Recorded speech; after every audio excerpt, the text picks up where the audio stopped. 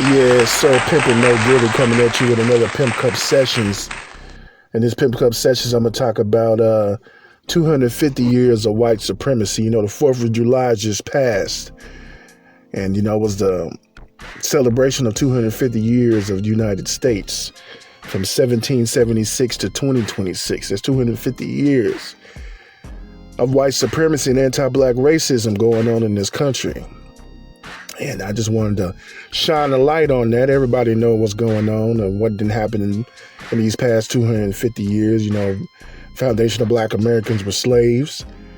You know, we got out of slavery, then we didn't have no civil rights. You know, the white supremacists just hanging black folks all over the United States in the late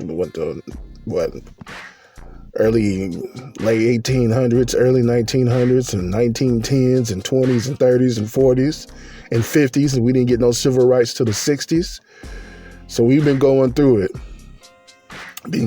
fighting an uphill battle with white supremacy. And I just want to shine a light and let everybody know that, hey, we still got a lot of work to do. It's been 250 years. We made some progress. Not a lot, but we made some. You know, black people are free. Black people get to do what they want to do. You know, go make their own life.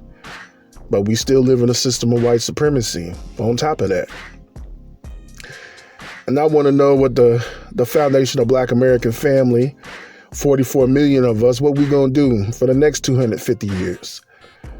Are we going to sit back and just be comfortable with where we at, or are we going to fight for more? Are we going to get our reparations? Are we going to get a anti-black hate crime bill with all these white supremacists and these other groups practicing anti-black racism against us? What are we going to do for the next 250 years? You know, that's what I want to put out there to the foundation of black American family out there. What we going to do? You know, a lot of foundation of black Americans, they're comfortable. You know, we got some riffraffs out here like to smoke weed, get drunk, you know, do little stupid stuff. Be a walking stereotype for the white supremacists and these other groups. You know, we gotta get off that. I know, you know, people like to have fun and let their hair down and show out a little bit, but we gotta stay on code and figure out a way to end the system of white supremacy. How we gonna do that? You know, a lot of black people are comfortable out here living under the system of white supremacy. They think we don't have a system of white supremacy until it bite them in the butt. Then they realize we live in a system of white supremacy. I know black people got money. I know black folks got careers, got houses, got cars, living good. But it's like we living good inside of a prison. You know, the prison is white supremacy. How we going to stop that? How we going to end that? We going to sit here and waste time and wait another 250 years to make some real progress? Or are we going to do it now? What are we going to do? That's the question you need to ask yourself. Instead of watching these videos on YouTube, these stupid fools out here acting a fool, trying to be funny in comedy videos, you need to be listening to what I got to say. Because I'm the Messiah. I'm the person, the black person that come through with the real stuff, the foundational black American that come through with the real stuff, the real talking points. I'm not on here trying to be funny. I'm not on here, you know, really looking for clicks and views like that. I'm a real person. You know, I might have the Pimp Cup sessions and all that other stuff, but you know, I'm for real about black empowerment.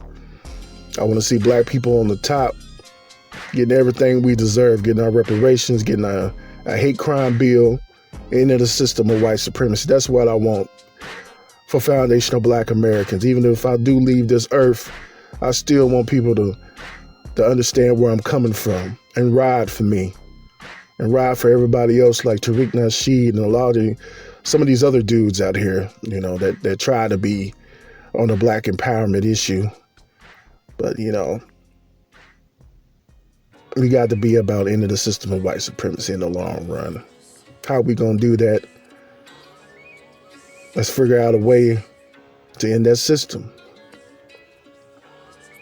Because being comfortable in a system of white supremacy, like I said, just like a prison. We get to walk, still get to walk around the prison, we get somewhat, not that much freedom, but still, you get to live comfortable. And why we want to do that? A lot of foundational Black Americans I don't want to say they don't want to rock the boat, but a lot of them don't want to rock the boat when it comes to ending the system of white supremacy. 250 years of white supremacy and anti-Black racism. You got to rock the boat. You got to. You got to. And you can't just be living your life, going to work for the white supremacists, paying your bills. I know there's stuff you got to do when you get grown, when you're an adult. God damn, you got to do a little bit more with your life than just being comfortable. Got to do more. I just want to let everybody know that you got to do more. Don't be satisfied with your life. I know, you got to go out here and make this money, pay these bills, have a life. But what are you going to be remembered for? Are you going to be remembered for fighting the system of white supremacy, for fighting for Black empowerment? What type of legacy you going to live? You going to leave when you leave this earth. You got your kids, your grandkids, all that stuff. What your family going to say? Look at Malcolm X and Martin Luther King Jr. They've been gone for decades, and we still a lot of Black Americans still remember them. They left a long-lasting legacy, even after their deaths. People still talk about Martin Luther King. People still talk about Malcolm X. That's the type of legacy you want to leave when you leave this earth.